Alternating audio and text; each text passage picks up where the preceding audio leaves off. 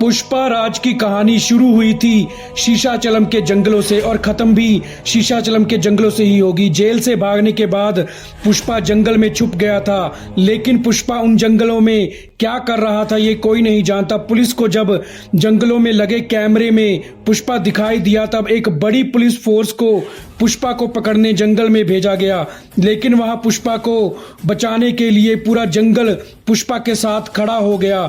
मतलब गांव वालों के साथ साथ खूंखार जानवर भी पुष्पा को प्रोटेक्ट कर रहे थे। पुलिस वालों के हाथ पुष्पा तो नहीं लगा, लेकिन पुष्पा के दोस्त केशव को पुलिस ने जंगल में से पकड़ लिया और उसको अपने साथ पुलिस स्टेशन ले आए।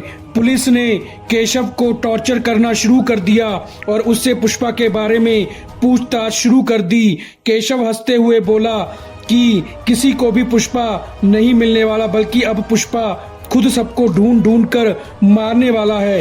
ये सुनकर सभी पुलिस वाले डर जाते हैं। आगे केशव कहता है कि अब पुष्पा जान गया है कि श्रीवल्ली को मारने में किस किस का हाथ था, इसलिए पुष्पा उन सबको ढूंढ कर मारने वाला है। अब श्रीवल्ली को किसने मारा और पुष्पा जेल में क्यों था, ये फिल्म की बैकग्राउंड स्टोरी से पता चलेगा।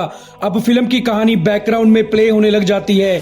श्रीवल्ली से शादी करने के बाद और आईपीएस भंवर सिंह शेखावत से दुश्मनी के ऐलान करने के बाद पुष्पा अपने रेड सैंडलवुड के बिजनेस को और ज्यादा फैला रहा था। इधर पुष्पा राज बिजनेस को बढ़ा रहा था, दूसरी तरफ आईपीएस भंवर सिंह पुष्पा से अपनी बेइज्जती का बदला लेने के लिए पुष्पा के दुश्मनों से हाथ मिला रहा था। जॉली रेड्डी, मंगल चीनू और दक्षिणी भी पुष्पा राज को मारना चाहते थे। पुष्पा राज किसी के भी आगे झुकने वाला नहीं था, इसलिए पुष्पा ने रेड सैंडलवुड को खुद इंडिया से बाहर एक्सपोर्ट करना शुरू कर दिया। देखते ही देखते पूरे सिस्टम पर पुष्पा राज ने अधिकार कर लिया। एमएलए नायडू अब अपनी पार्टी के लिए भी पुष्पा राज की मदद लेना चाहता था, क्योंकि पुष्पा ने लाल चंदन से सिर्फ पैसा कमाया ही नहीं था, बल्कि उन पैसों से गरीबों के लिए घर, हॉस्पिटल्स और स्कूल भी खोल दिए थे। फिर एक दिन जब पुष्पा श्रीवल्ली के साथ उसी मंदिर में जा रहा था जिस मंदिर में पुष्पा ने पहली बार श्रीवल्ली से बात की थी, तभी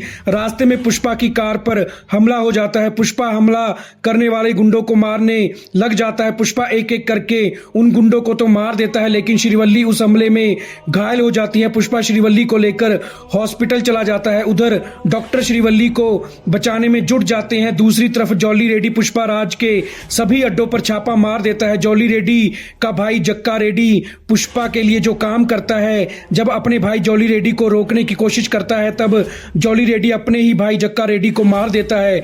जॉली रेड्डी पुष्पा के सारे माल को पकड़कर पुलिस तक पहुंचा देता है। पुष्पा को इल्लीगल रेड सैंडलवुड को रखने के जुर्म में पुलिस हॉस्पिटल से ही पकड़कर ले जाती है। इधर श्रीवल्ली भी हॉस्पिटल में मर जाती है। देखते ही देखते कुछ पलों में ही पुष्पा का सारा बनाया एम्पायर तबाह हो जाता है। असल में पुष्पा पर हमला करना और उसके पूरे एम्पायर को तबाह करने का प्लान आईपीएस भंवर सिंह शेखावत ने जॉली रेड्डी, मंगल चीनू और दक्षिणी के साथ मिलकर बनाया था।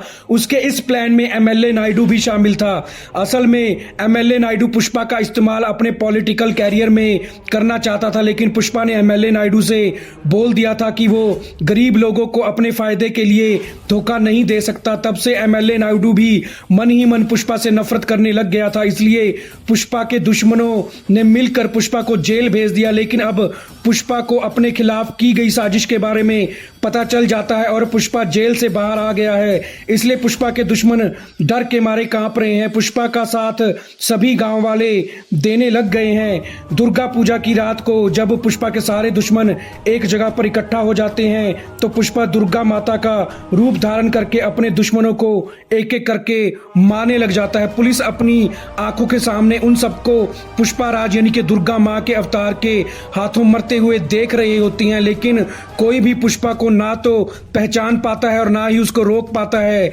और लोग पुष्पा राज को दुर्गा माँ के अवतार के रूप में देखकर उसके आगे झुक जाते हैं। पुष्पा सभी दुश्मनों को मारकर फिर से शीशाचलम के जंगलों में चला जाता है और पुलिस ये जान भी नहीं पाती कि वो दुर्गा माँ के अवतार में पुष्पा ही था।